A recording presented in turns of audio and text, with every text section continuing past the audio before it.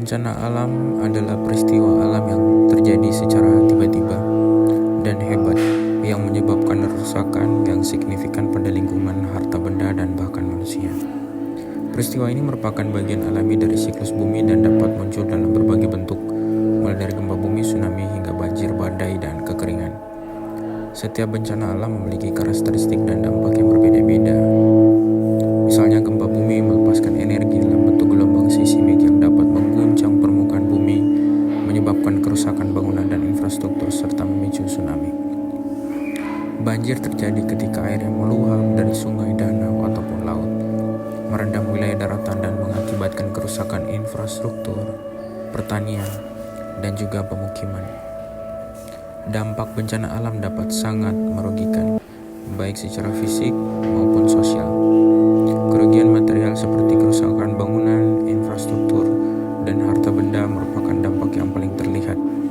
Namun bencana alam juga dapat menyebabkan korban jiwa, cedera, dan kehilangan tempat tinggal, serta menimbulkan trauma psikologis bagi para korban. Meskipun manusia tidak dapat mencegah terjadinya bencana alam, mereka dapat mengurangi risiko dan dampaknya melalui berbagai upaya mitigasi. Penting untuk menyadari bahwa bencana alam merupakan bagian tak terpisahkan dari alam. Dengan meningkatkan kesadaran dan pengetahuan masyarakat, serta meningkatkan upaya untuk penanggulangan bencana, kita dapat membangun masyarakat yang lebih tangguh dan siap menghadapi berbagai tantangan alam. Bencana alam adalah suatu peristiwa yang sangat merugikan masyarakat karena bisa menyebabkan hilangnya nyawa manusia dan juga harta benda. Bencana alam ini bisa berupa tanah longsor, banjir, gempa, tsunami, dan juga angin topan. Di Indonesia sendiri, bencana alam ini sering terjadi, contohnya banjir. Banjir sering terjadi karena tingginya curah hujan sehingga menyebabkan tanah longsor. Ini bisa terjadi karena struktur tanah yang ada di Indonesia kurang padat. Kedua, gempa yang bisa berpotensi tsunami. Mengapa bencana alam itu seringkali memakan banyak korban jiwa? Ini disebabkan karena beberapa masalah. Pertama, kurangnya pemahaman terhadap masyarakat bagaimana menangani bencana alam tersebut jika terjadi. Kedua, kurangnya peringatan dini dari pemerintah maupun lembaga swasta sehingga informasi yang didapat masyarakat sedikit terlambat sehingga membuat masyarakat terlambat dalam menyelamatkan diri. Nah, apa solusi untuk masalah ini? Yaitu adalah kami membuat aplikasi SafeZone, adalah platform yang dirancang untuk memberikan peringatan dini kepada masyarakat mengenai potensi bencana. Dengan memanfaatkan data historis dan analisis resiko, aplikasi ini dapat mengidentifikasi ancaman bencana dan mengirimkan notifikasi kepada pengguna. Tujuannya adalah untuk meningkatkan kesiagapan masyarakat dan mengurangi dampak bencana. Nah, fungsi utama aplikasi SafeZone ini yaitu sebagai peringatan dini, kemudian data historis, dan juga sebagai informasi dalam real time. Aplikasi ini memberikan notifikasi kepada pengguna tentang potensi bencana berdasarkan data historis dan analisis resiko. Ini adalah tampilannya. Tampilan utama yaitu simulasi bencana. Aplikasi ini menawarkan fitur simulasi bencana yang memungkinkan pengguna untuk mendaftarkan diri dan berpartisipasi dalam latihan bencana di lingkungan mereka. Masyarakat dapat memahami langkah-langkah harus diambil saat terjadi bencana, sehingga mereka lebih siap dan percaya diri dalam menghadapi situasi darurat. Kemudian, memberikan sebuah edukasi melalui latihan soal. Aplikasi SafeZone juga menyediakan latihan soal mengenai bencana. Fitur ini dirancang untuk mengedukasi pengguna tentang berbagai jenis bencana, cara menghadapinya, dan langkah-langkah pencegahan yang dapat diambil. Dengan menjawab soal-soal ini, pengguna dapat menguji pengetahuan mereka sekaligus belajar banyak tentang keselamatan dan kesiagapan bencana. Yang ketiga, pengaturan tampilan simulasi. Ada juga kontak darurat. Nah, untuk ini yaitu tampilan simulasi bencana. Aplikasi ini memungkinkan pengguna untuk mengatur tampilan simulasi sesuai dengan preferensi mereka. Pengaturan ini mencakup ada juga mode offline sehingga pengguna tetap dapat mengakses informasi penting dan mengikuti simulasi meskipun tidak terhubung ke internet. Ini sangat berguna di daerah yang memiliki koneksi internet yang tidak stabil. Kemudian ada kontak darurat. Aplikasi SafeZone juga melengkapi dengan fitur kontak darurat yang memungkinkan pengguna untuk dengan mudah menghubungi pihak berwenang atau layanan darurat saat terjadi bencana. Dengan satu klik, pengguna dapat mengakses nomor telepon penting sehingga dapat segera mendapatkan bantuan yang dibutuhkan. Kemudian ada jalur evakuasi. Salah satu fitur paling penting dari aplikasi ini adalah peta jalur evakuasi yang muncul sesuai dengan informasi atau simulasi pelatihan yang telah dilakukan. Peta ini memberikan petunjuk jelas tentang rute evakuasi yang aman sehingga pengguna dapat dengan cepat menemukan jalan keluar saat situasi darurat terjadi. Informasi ini sangat penting untuk mengurangi kebingungan dan memastikan keselamatan masyarakat.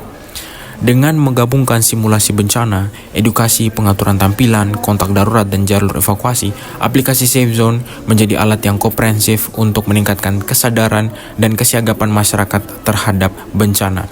Aplikasi ini tidak hanya memberikan informasi, tetapi juga melibatkan pengguna secara aktif dalam proses pembelajaran dan persiapan. Ayo bergabunglah dengan kami untuk menciptakan lingkungan yang lebih aman dan siap untuk menghadapi bencana.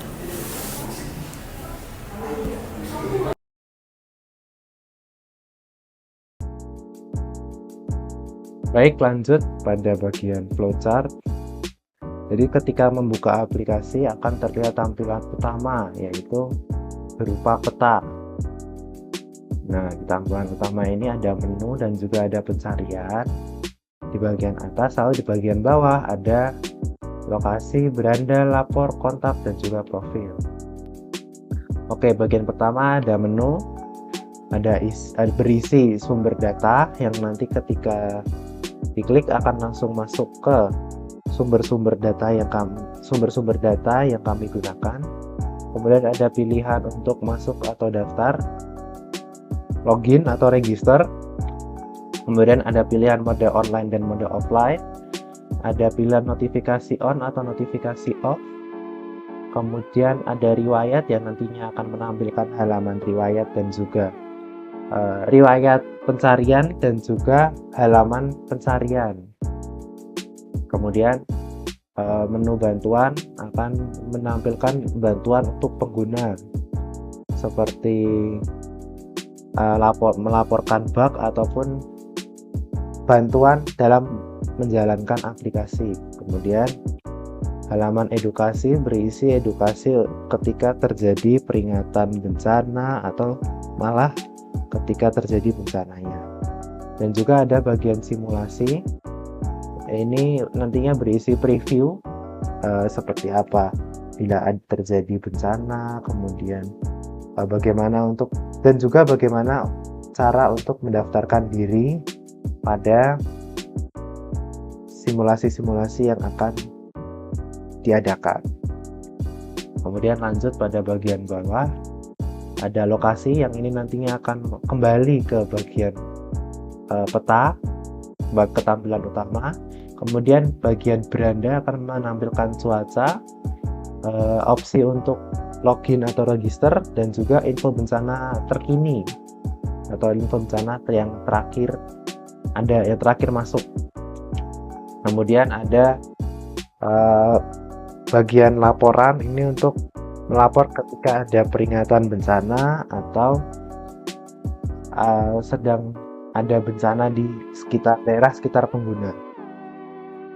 Kemudian pada bagian kontak ini akan berisi kontak-kontak yang mudah untuk dihubungi ketika ada keadaan darurat atau lembaga yang bertanggung jawab mengenai bencana.